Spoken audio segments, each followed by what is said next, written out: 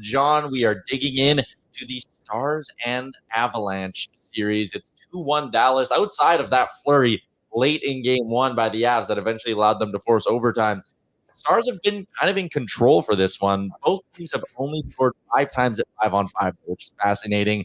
That's what else sticks out to you when you look at this sort of these Stars offensive strikes they've been putting together? It's how quickly they'll score in transition from 200 feet away or off of turnovers. And that's the thing, is that too often they've been able to go from one end to the other, beat the forecheck of the Colorado Avalanche with either one or two passes, beat the first 3 forecheckers cleanly to set themselves up nicely for odd man rushes, which they're dominating in that area of the game at even strength, and create that offense. And it's just the quick strikes. And then the other part is scoring off those turnovers. So as we kick off the first film that we're going to break down here, it's all about these quick strikes. And look, little turnover right in here, and it's really quickly on and off a stick from Stankoven. And that was along the boards just prior to that, and it was an easy breakout. Watch how quickly they absorb the forecheck. It's going to be a bump over here to Tanev. It gets away from him. He takes the hit to make a play. 0 stick handling. One of my favorite things, underhandling pucks, and it sets them off on an odd man rush, and here it's in the back of the net. So that's 200 feet in 9 seconds versus an aggressive forecheck.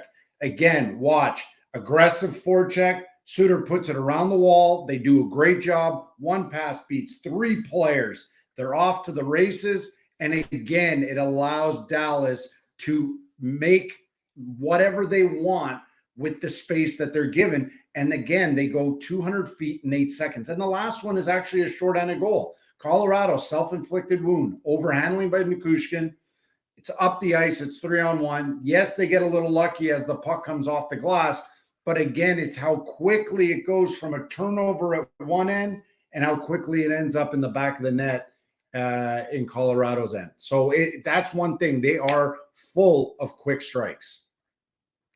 John, before we get to clip 2, wouldn't you say that having watched a lot of the Avs this year and also spending a lot of time breaking down their regular season series against the Jets, that this has kind of actually been a common theme for them in terms of what they give up?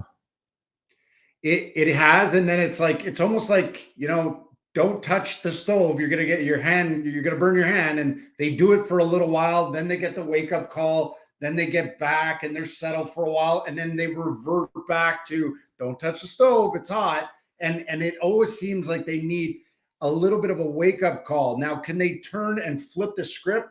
Absolutely. But they're going to have to do it real quickly because Dallas is super consistent.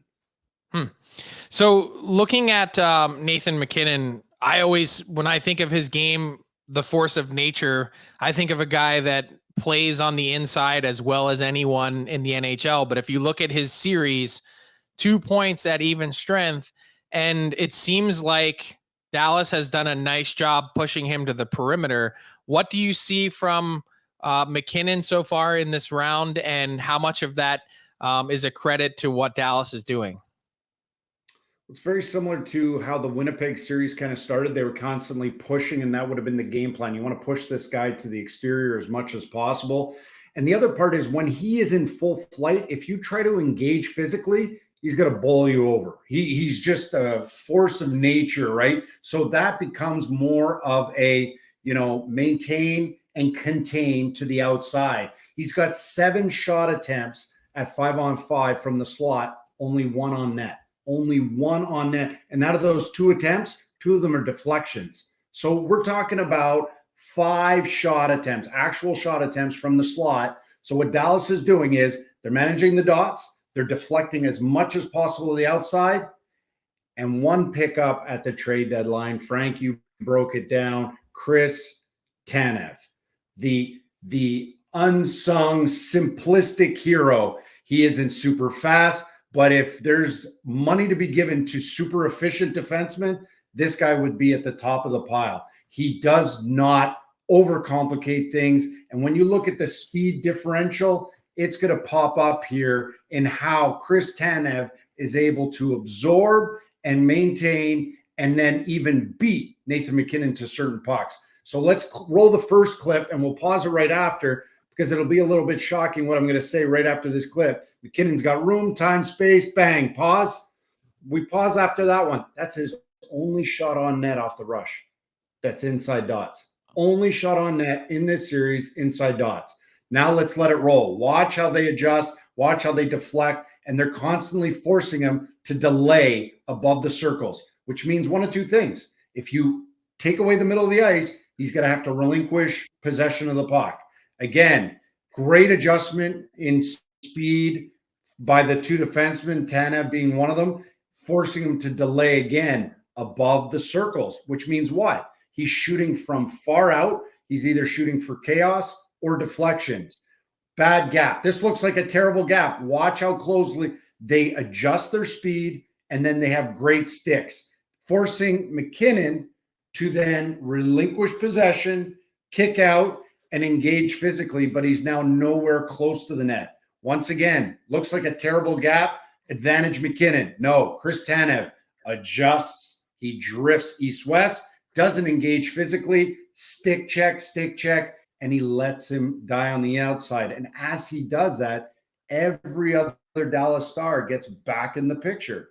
You want to let him be a playmaker on the outside? No problem. Again, a Chris Tanev. He's got to pick up sticks, not engage physically, but he's always one step ahead of the game between the ears, let alone with his feet. Gets back to pucks, underhandles pucks, moves them out quickly.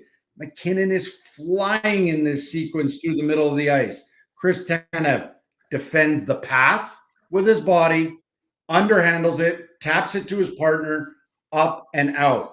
And one of the last clips here, absorbs, takes a hit to make a play, one quick rim to the weak side, little chip, and then Dallas is off to the races.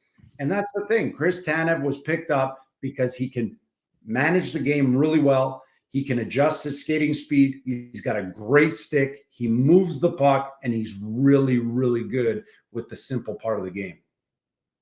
Video in the segment courtesy of TNT and Sportsnet, analysis courtesy of Jon Goyens. You can find him on Twitter at Gourmet Hockey. The coaches are empowered by Booster Juice. Thanks, Jon. Thanks, guys. What's up, hockey fans? If you enjoyed that video, then you need to be hitting the subscribe button right here at Daily Faceoff. Exclusive interviews and analysis from our hockey insider Frank Seravalli, fantasy updates from Brock Sagan, and a daily live show at noon Eastern, Monday through Friday. You don't want to miss any of the fantastic content, so hit that subscribe button.